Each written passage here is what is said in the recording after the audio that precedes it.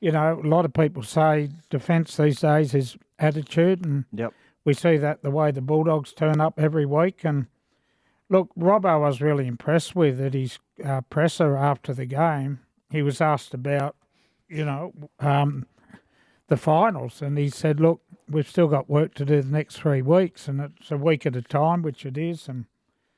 But he's got him in a real good place at the moment, Gerds. Yeah, well, they look really fresh, Buzz, didn't they? And, you know, perfect, as you said, perfect time just to sharpen up a few things. But, you know, a lot of people say, oh, the Roosters, you know, how come they have trouble against Melbourne and the Panthers and haven't had sort of success over those teams for quite a while. And, you know, when I think about the way the Roosters play, and especially, you know, with their halves, they like to play on the back of momentum. All sides do, obviously, but it's how they respond when they don't have momentum. It's when those good sides put them in the corners, and even though they've got, you know, big aggressive outside backs, they kind of just, for mine, they fall away with their long kicking game. So when they get into those battles with those other sides, the better sides in the competition that are going to, you know, camp them down their own end, their kicking game lets them down sometimes, that longer kicking game. And if they're not getting up the field the way that they need to, and they can't get in those attacking positions to execute the way that we saw them last night, they can be held at bay. And I think that's something that they probably need to focus on as they, you know, go into the back end of the year and into that finals campaign. But if they're getting the ball in those areas like they did last night, anywhere from halfway, they're getting those big outside backs one-on-one with their opposition. They are unstoppable. Unstoppable. Dom Young, a hat-trick. He plays with a smile on his face all the time. He's great, as you say, you know, in terms of the system and what's going on inside him. Then his size and pace, he's an impressive rugby league player. Oh, he's a one of the most marketable players in the competition too, isn't he? And he was so good at the Knights last year. Look, we talk about that. I like their middle. I don't know if there's a club with more depth in the middles. They got Spencer Lanu, Lindsay Collins, Terrell May. They got Hargreaves to come back. Now they're four outstanding middles. They've also got Radley at lock forward or on the edge or can play in the middle. And this is where they build the foundation. And for the life of me, I cannot understand, outside of Gerds' point about lack of a kicking game, a long kicking game, I cannot understand why they can't knock off those big clubs. But I'm a sort of law of averages man, and the longer this has gone on means the more overdue they are. Yep.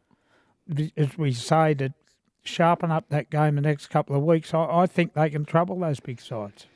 Yeah, and I think the form of Brandon, I thought Brandon was probably one of the best players on the field last night. Like his form at the moment, that, you know, you got guys like Angus Crichton that are in the form of their career. Even like Suoli'i's really settled back into that centre spot. Manu's back now. I think, you know, with their defence, sometimes because they've got smaller halves on the edges, that can be a bit of an issue for them defensively. But they're one hell of a footy side when they turn up the way with that attitude that they did last night. They're going to take some beating, Tone, that's for sure. Yeah. Buzz, you mentioned those middles. Now, Spencer Leniu, he's come on, he's been starting of late. Jared Waerea-Hargreaves does return, I think, next week. Now, that poses a little problem. Does he go from the bench or is he a starter, and does Spencer go back to the wood? Look, I think when Trent Robinson signed Spencer Leniu, he went there to be starting forward.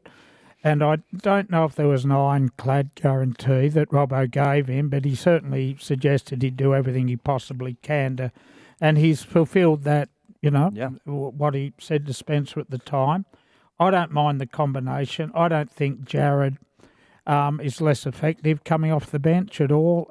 Maybe in a final you want him there for the softening up period. There's still a softening up period in rugby league, whether you like it or not, and maybe Lindsay Collins will go to the bench. He did it for Queensland. Yep. Yeah, look, I just think, you know, it's Jared's last year, you know, and I think that he would, Spencer would fully understand that he might just have to wait for this one more campaign out of respect for Jared. I don't think you can split up. Lindsay Collins just needs to start. He's a starting front rower, and I think you need to have Jared on there, as Buzz said, for that opening exchange. And there's not a more effective forward in the competition than Spencer. He might want to start, and he was great last night, I thought, you know, with his kickoff, because obviously they scored a fair few points and we got to see him push off the back fence, Spence. for that whole first half, and everyone loved that moment, and he's great at that, but his impact off the bench, he can just turn momentum. So I think Jared will come back in, he'll be the presence, he'll run out and do the work in the first 20, 25 minutes, and then to bring Spencer on, it's such a luxury, Tone. Yeah. But, Tone, you look at these other clubs, you look at South, don't have a middle, with Burgess going. You look at West Tigers, they don't have a middle. St George, a bit light on there. Mm-hmm. And the Roosters have got 4, Massive. 5. It's incredible. It makes you think how, and it's not in line with the Roosters, but, Campbell Gillard coming to the open market, you can just see how many sides are probably going to go after his services, Buzz. You wrote today, I think, that the Tigers need him more than the Dragons. I did. Well, I want to see the West Tigers do a Canterbury in the next couple of years and climb their way off what's going to be 3, a treble the wooden spoons. And they have a very good spine, as we discussed in the last month. Yep. Mm. What they need is grunt, mongrel, momentum. And Campbell Gillard is a player who could deliver some of that. Grunt, mongrel, momentum. They're 3 good names to chase. So. There's been the sin binnings for the Eels obviously worked against them bad. I think it was at the time 4 of the 6 tries that the Roosters had scored were when they were down by a man. And the Brendan Hands one, I felt a bit sorry for him. It was a brilliant performance by Brandon Smith, pretending to have been held down. But once you've got those repeat sets of 6, it's always going to end up, when they're down the line, that somebody's going to end up in the bin. Well, it's the problem we've had all year, and we spoke off air about it earlier. And I don't like using the word lottery, but every week, every game, every round, every venue, there are different interpretations of the rules. And what Hands did last night, I've seen similar stuff go unpunished. Yep. You just do not know, Gerds, what's going to... Yeah, I mean, everyone's talking about momentum, and we're seeing some of these score lines that are blowing out, and I think it's just on the back of that. Like, once you lose possession these days, sometimes it's so hard to get it back. You got to be so clean. There's so many opportunities to give away either 6 agains or penalties these days, and even when you force an error, how many times do we see the ref come and go, yeah, you forced an error, but this guy 30 metres away from the play was offside, so we're going to give him the ball back anyway? We see so much of that.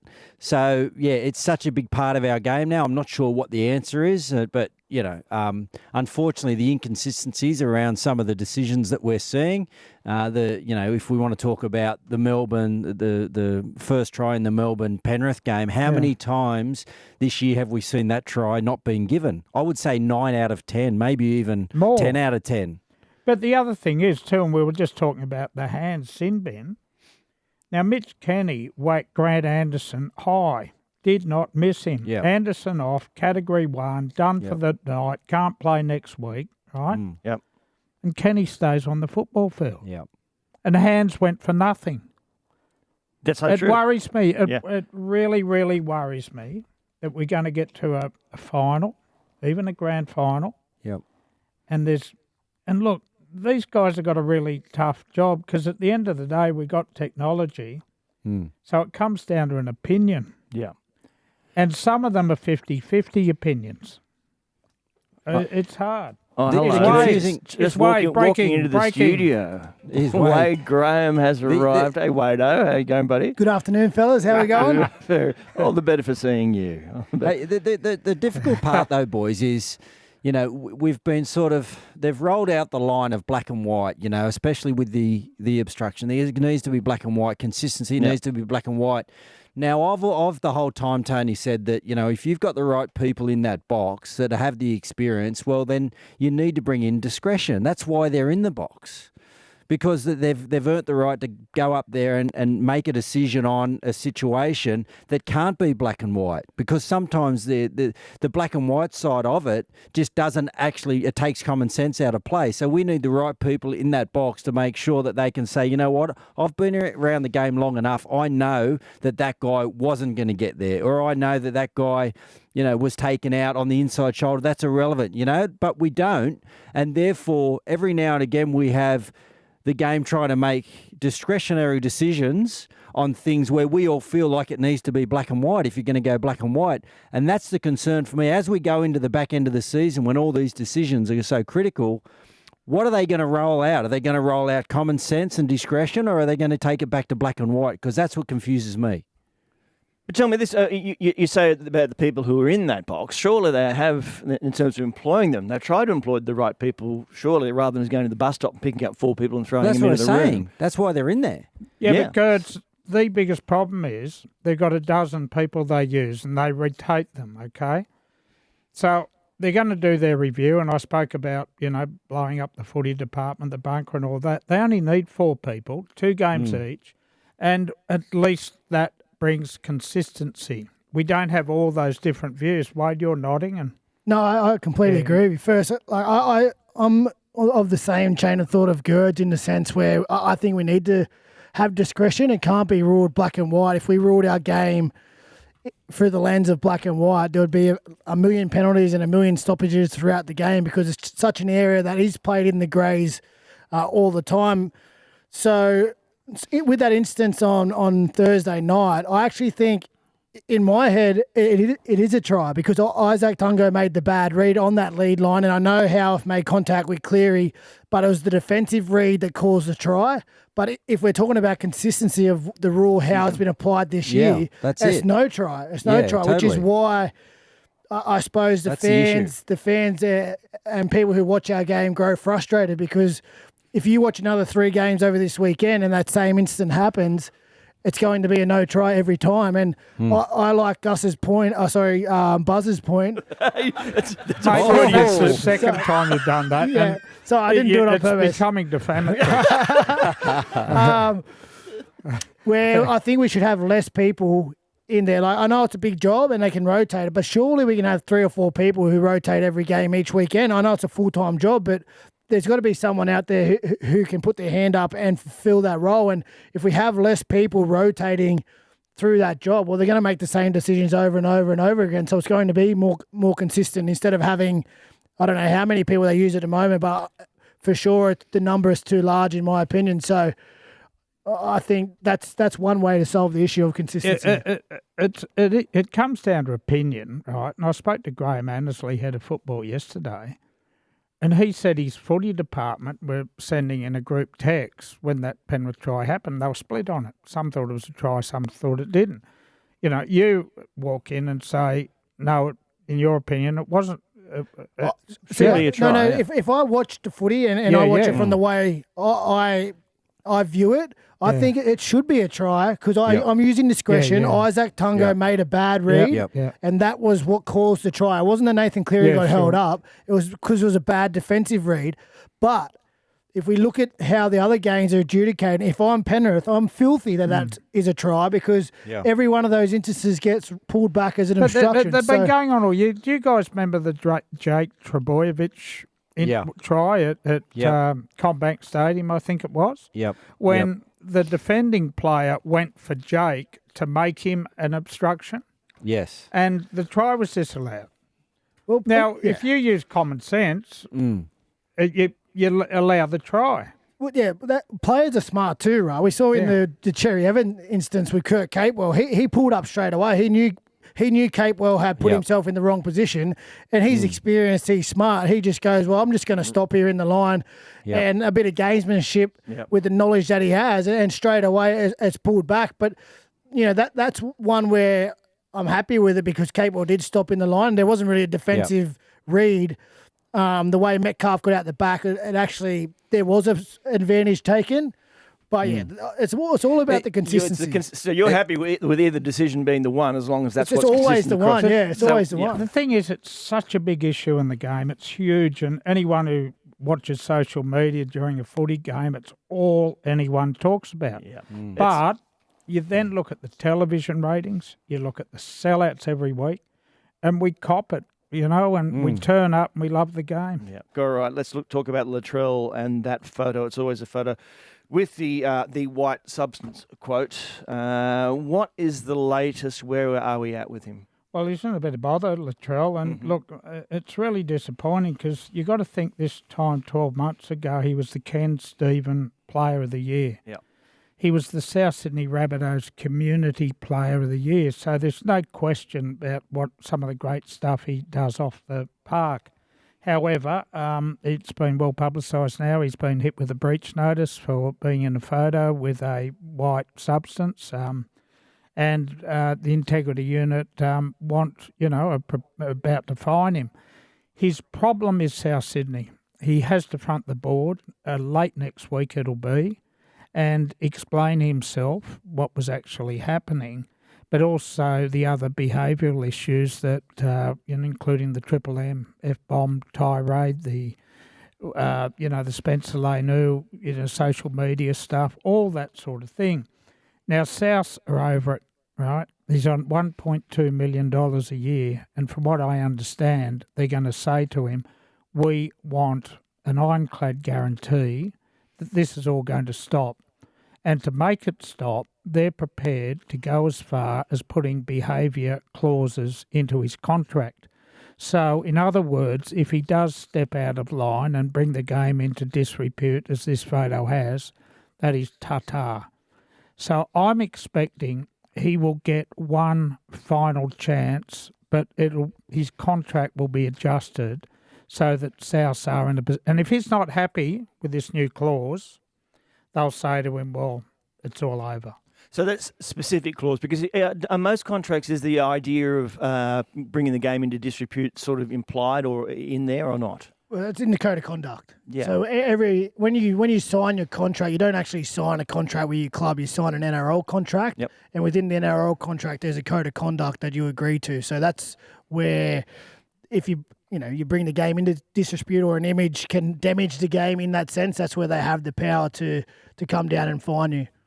Can they change a contract though, Buzz? Yeah, they can. They can write particularly, and I'm sure they've got the Human Resources Department working on it. There's obviously been a warning. They met Blake Solly, Matt Rose and Latrell met early in the year when he was in strife, and they told him then that, this can't go on. We can no longer tolerate, we want you on the football park. We want your mind on rugby league, and we appreciate everything you do. And look, Latrell's done a lot more for the good of rugby league in Absolutely. the bush than bad. But there's these incidents that just keep coming up. Wayne Bennett's all over it. Yeah, I was going to say that's the name that's important here, isn't it? I'm told Wayne Bennett has spoken to Blake Solly in the last 24 hours, just checking in on seeing how Souths are handling it. But even Wayne's saying it. I can't walk into that football club next year and fix Latrell. There's one person who can do that, and that's Latrell. Latrell's got to make a decision that rugby league, as a $1.2 million player, is my priority. And when they went on that mini surge, 6-8 weeks ago, it was all on the back of what Latrell did on the football field. But I think it'd be really sad. Look, other people tell you, Wade and Gerds, that he could walk away. He could say, look, I don't want to be clamped down with these restrictions. Yeah. It's just not him. It's sad. I'm probably at the stage too where, I genuinely just feel sorry for Latrell, and it's hard for, say, me as a player to talk about walking in his shoes, because I've never had the profile that he has. I don't think many players in our game have ever had the profile and the pressures that come with that. He's the most talked about player in our game, and it's been a roller coaster season for him, both on and off the field. And I was, one of the, probably critical of him earlier in the year with his club performance and how he was playing. They were out of form. The team wasn't playing well. The coach was moved on, and then it was sort of like a moment in time for him then when he had to front the board last time, and he said, no, I'm going to straighten myself out. And it seemed to all parties that he did, right? He turned the corner. He was playing well. South started winning football again. He comes back into Origin. He plays well in game 2. He's a big part of the reason why New South Wales was so dominant. And then he comes out again and unfortunately has an injury, which he's probably been plagued by a few too many injuries over the last few seasons and hasn't been out there at times when South need him. And again, now he finds himself in another situation where he seems to have made some decisions, and he's left himself vulnerable to people he obviously doesn't know, people he doesn't trust. And because of this, an image is surface where he's got to answer more questions and more pressure gets turned on him and South Sydney. And like the hardest thing, coming from a player's perspective, whenever there's an issue like this, he's still a person and you feel it on a personal level. Like he's got to go home to his family and his wife and his children and answer their questions. And his children are probably too young enough to know what's really going on now, but these sort of pitches don't disappear anymore. And he's got to answer questions to his family and his friends, and there's media probably chasing him. They're probably camped outside of his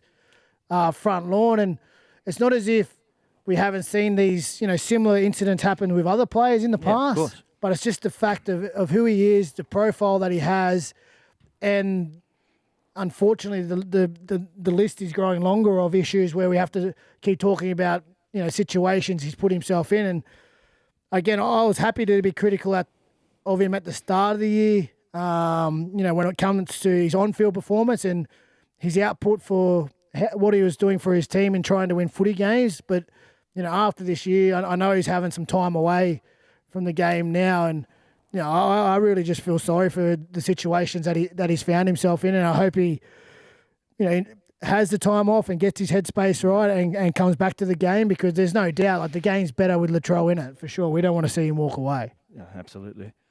There's one thing I don't know what you guys think. Would it do him good to get out of Sydney because of his profile? Would he be a wonderful marquee player for the Western Bears, living in Perth, out of the spotlight, becoming a hero in that town? I don't know, but I've just thought about it. Yeah, it's a hard, Buzz, because, he looks like he's really connected with his community, and he's obviously from the North Coast up there somewhere, and he has property up there, and I think he likes to, and he values the time that he spends back there. And I know that over the past, when he's had some difficult times, he goes up there, and that's where he gets some respite, and that's where he feels like he can just relax and be himself. So I think a lot of people out there, they see the issues with Latrell and straight away they think of the dollar value. It's like, oh, he's on $1.2 million a year. Like what's he got to complain about? Because it's not always about the financial or the remuneration of someone's role. And we all know the sort of role that he takes on for the Indigenous people. He's a spokesperson. He has been for a long period of time, and how serious and what a leader he is in that environment, and that's really important to him as well. But there's no rule book for professional athletes. You come out it's a blue collar profession generally. Most people come from blue collar families and they play rugby league, and they all of a sudden they're 17, 18, they're thrown into the spotlight. And there's a little bit of guidance there. You try and latch on to a couple of role models, but there's no rule book, and you're making it up as you go along, and all these pressures and all these stresses that a lot of people, face when they're in their 30s or in their 40s, when they've got families, when they understand what responsibility actually looks like, are thrown at you at a very young age with lots of money, lots of people that don't have your best interests at heart, hanging around you, and you don't know how to handle it. And I'm the same as Wade. I was never the same sort of profile as Latrell. But I had moments in the game where I was way out of my depth in my 20s. I didn't know what the hell I was doing, and you make some really bad calls. Yeah. And would I make them when was I a man then? Was I mature enough to be put in those positions? I certainly wasn't. I wasn't anywhere near the man that I am today. Yeah, Charles Gertz has been around a long time. Just excuse me for one sec. Yeah. I want to ask you one thing. With his list of indiscretions, if he was a $300,000 edge first grader, yep, would he still be at the club? And you know what the answer? I don't think he would be. Yeah, but that's really a null and void argument. But but players are treated differently because of their value to the club and what they can do for the club. Is that right? No, Wade? It's not right, but it's the way of the world. It works for the club and the player. It's the way of the world. Like, what were you saying? There's two sets of rules. If I'm better at my job than you're better at your job, well, I've got more value to the company or to whatever. Totally. In any industry, football is exactly the same. Like, people are paid the most in a club because what they bring to the club is of the most value. That's just how it is. I understand what you're saying, but for the culture of the club, Wayne, You have their highest paid player. You have a leader who's not inexperienced. He's not a Holden Cup player. He is a leader with Cameron Murray, the most senior man at that club, and Walker and Damien Cook. Now, I think it was an important... I'm saying if he wasn't such a great player, he'd be out the door. And this is where culture... There's 100%. There's no doubt about that. There's no doubt about that. But the culture, obviously, isn't strong there at the moment. It can't be strong because what culture does is it just gets everyone on the same page and everyone buying in and everyone believing. Holds people accountable. And you do it. You know why? I don't do it because I want to do it. I do it because I'm obligated to do it because I know everyone else is doing it. And once you have that buy-in and that sense of accountability, that's when you start seeing the club, the brand grow so strong. It's like, look at what the Bulldogs are doing. You can't not enjoy it because you know that they're all on the same page and they're all working towards the same thing. And you know why? Because they set the standards in there and everyone falls in the line. Just wrapping up in terms of the Dragon support, a bit disappointed with the Kyle Flanagan decision. He got 4 weeks. Now, it wasn't, we all know, not a great look, and certainly there was the Stephen Crichton's nose was there or thereabouts. But you had pushed the case, Buzz, I think, a couple of days in a row, that there were mitigating circumstances. There were.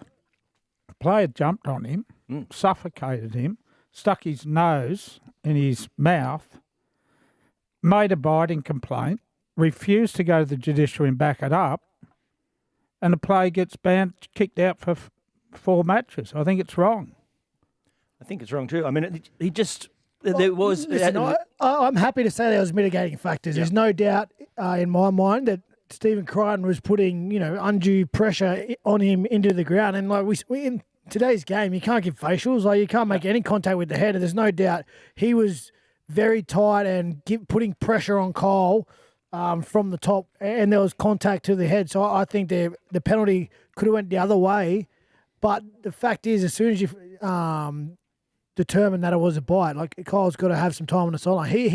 I think he's entitled to react in that situation because of the pressure he was feeling from Stephen Crichton, but he can't react in that way. Instead of... he should have just pushed him in the face, or if you want to do it, the footy. Wait, well, but that's he's got goal possession. Well, just let it go and rise to your feet and push him, or someone else in around there. Like one of his teammates should have came in and helped him, or did something like. But it was much quicker in real time. I know. Yeah. It's almost like a natural reaction too, boys, isn't it? If something falls in your mouth when you're laying on your back and your head's on the ground, it's almost like a reflex. You would sort of clamp down on it. So I feel for him in that regard as well. Sure, we don't want biting in our game, but yeah, those circumstances were unique. The guy was pinned to the ground. He finds something in his eyes were closed. Something gets put in his mouth. It's almost like a protective mechanism. He certainly didn't have any intent with his actions. Yeah, I didn't think it was that much of a bite, really. I mean, Stephen Crichton's nose got caught on his bottom teeth as he pulled his nose out. Yeah, I just think as soon as they determine that there is it there, like whoever's at the judiciary, well, there's no choice than to give a decent suspension because you can't go back in 2 years' time and go, oh, hang on a minute, despite the mitigating factors, we only gave this guy a week for biting someone. Like, that doesn't work. There's a level to each charge, and we can't have that in the game. Yes, I think he was entitled to react, but he couldn't reacted in that way. Yeah, well, it behoves now the rest of those Dragon team, they have to get the side through to the finals for Kyle Flanagan to be running around again this season. There's been a bit of a dispute, I guess, about Les Boyd. Buzz, what have you made of this? I'll start off by saying I was a judge on this panel, and I want to make it clear my thoughts are this, that it's not a best and fairest award. We're told to pick the greatest players and add them to a Hall of Fame and then pick an immortal. So, look, Les Boyd had a horrible judiciary record, and for a couple of incidents. But as I said, it's not a best and fairest award, and he was judged on playing for Australia 17 times and winning titles. Great player at Western Suburbs, great player at Manly. The other point about this is, and I'm not saying that I even voted for him, but there were 15 people in the room whose opinions I respect. Yep. At the time, he was suspended for 12 months. He lost a year of his career for doing the wrong thing, and he deserved it. He was also fined, not fined, had to pay $30,000 in damages to Darryl Broman. At the time, a median house price in Sydney was $80,000. So for that cheap shot, terrible elbow, he lost a year of his career and half a house. 40 years on, I'm of the view that judge him as a footballer. There's no criteria. But you know what? But isn't that part of his football career, Buzz? Yeah. But look, what I'm about to say is I can perfectly understand people with the alternate view. Yeah. I can so understand it. For those who are just trying to fit all the pieces together, Darryl Broman, of course, it was a state of origin game, a New South Wales Queensland game. Yep, that's right. And Les with the LB, as you said. And Darryl wrote, that they've been feuding for years, and ever since that happened, haven't spoken apart from one incident apparently at the race meeting. But anyway, Darryl says, Les Boyd, 9 months suspension for breaking my jaw in 1983, 12 months for eye gouging Billy Johnson, which I think came about 3 or 4 games after he came back from the first suspension, gets inducted into the Rugby League Hall of Fame. Please, ! Les, of course, has fired back, as you would anticipate. Quote, he should be grateful that I did it, otherwise no one would remember him. He still takes it up the middle very hard, doesn't he? Honestly, I couldn't give a F. Let him worry about it. He's the one who can't let it go. I'm over it. It's in the past. The other thing, Gertz and Wade, in that Hall of Fame, there are a couple of guys there. Noel Kelly was sent off 17 times, and there was no argument about him being in there. Mm-hmm. Tommy Radonicus bit Johnny Gibbs. On the nose. On the nose, the fan biter. Yeah. The greatest headline ever. So there's a bit of a, I'm the fan biter, Rugby League Week, whatever year it was. So there's no criteria that rules out thuggish behaviour. Should there be? Possibly. It's really hard for me to comment because he's such, it's before my era. I never got to see Les Boyd. I haven't even seen him play. I do know the stories about him being a hard man, and obviously I know about the unfortunate incident with Darryl, and I can completely understand why he would still be filthy. Like, how long did he miss as well from a year? Yeah, a year. So might have cost him an Australian jersey. Yeah, so I can understand that. Again, I don't really. Yeah. I think if we're going to judge someone on their football ability, because, again, we talk about it as well, a lot of the guys who are in the Hall of Fame and even some immortals aren't exactly clean skin, but that probably is viewed from a lens where they might have had some off-field discretions, but he's certainly had some on-field discretions that weigh against his on-field record. So it's a hard one for both sides of the party, and again, it's really hard for me to have a strong opinion on him because unfortunately I just never got to see him play. Yeah, all right. Well, those other names, as I said, they're the Jonathan Thurston, Billy Slater, Greg Inglis, Cooper Cronk kind of segment. Obviously has to be. Shock me. Shock and horror. Shock me. Shock and horror. There's some sensational names there. But Buzz, what is it going to be Wednesday? Would you have an official time when we are going to somebody been named as the 14th immortal? Yeah, there's a black tie function on at the Sydney Cricket Ground. I just didn't get an invite. That's all. I didn't know. That's why I didn't know when it was. Mate, I got a +1. Have you? If you're desperate, okay. I'll pick you up on the way through at Bronte. Yeah. Excellent. No, yeah. So the 14th will be announced. It's the only thing they've held back. And is that 14th? Buzz, sorry, does that need to come out of the Hall of Famers? No. Is that how it works? No. But so I'm still a chance. Yeah, you still have. Yeah. You're saying there's a chance, mate. But what about the centres? And I'm thinking about this, and someone was saying to me the other day, Mick Cronin and Gertz, you're a great centre, but you know who my next centre into an immortal is? The great Steve Sludge Rogers, and that's how exclusive this club is. Yep. That Sludge never made it. Yep. And it's so special. So special, this award. Yeah. All right. So there are names, and you're involved. Obviously, we don't know who is going to get this amazing honour. People have been talking about Ron Coote, who has done not just on the field, but he's been an amazing ambassador for the game for such a long time. And had the criteria had slightly changed so that someone like Cameron Smith, in terms of the years post-retirement? To take away recency bias, it used to be a 5-year wait to before you judge and go before the panel. They've cut it back to 3, which I don't need 3 years to work out whether Cameron Smith should be in the world, do you? Or Thurston, for that matter, or Bill Slater. And you look at Bill Slater. Well, see, I would argue, but I don't think you can have all 3 as immortals. No, you can't. You can't have all 3. No. Yeah, that's the whole point of it. Like if you're to be immortalised, we talk about Steve Rogers not being in that club, not inducted. Well, you need to be generational. You need to be the best of your era, the one. And but that's where it's so interesting, Wade, because I listen to Ray Warren before anyone else, because he is the legend, right? The voice, the respect. He insists Billy Slater was a better fullback than Graham Changa Langlands. So someday, if Rabs is saying that and Changa's an immortal, what do you do?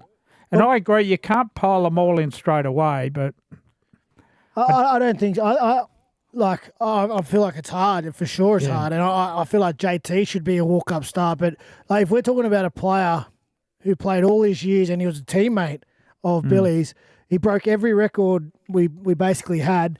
He was the captain of that team, of the Queensland team, of the Australian team, broke every record in that arena as well. Like, if we talk about a generational player, who was the one man who stood tallest above everyone in his class, well, that for me is Cameron Smith. So, and again, like it's meant to be hard, right? It's that, and what we want to put it onto a pedestal, and it's our number one probably prestigious award you can win as a player to be immortalised. But to have it, I think we need to be as hard as we can in our judgment. Does that change? I mean, because there that St George team of the era that won 11 premierships in a row, there were 3 immortals from that same side who were in there already. So it is difficult to say, oh, well, you're going to name one person from a team as being the best, but look, they but all guys, have cases. Peter Sterling, Brett Kenny, there's so many, and that's why it's called the Immortals. Yeah.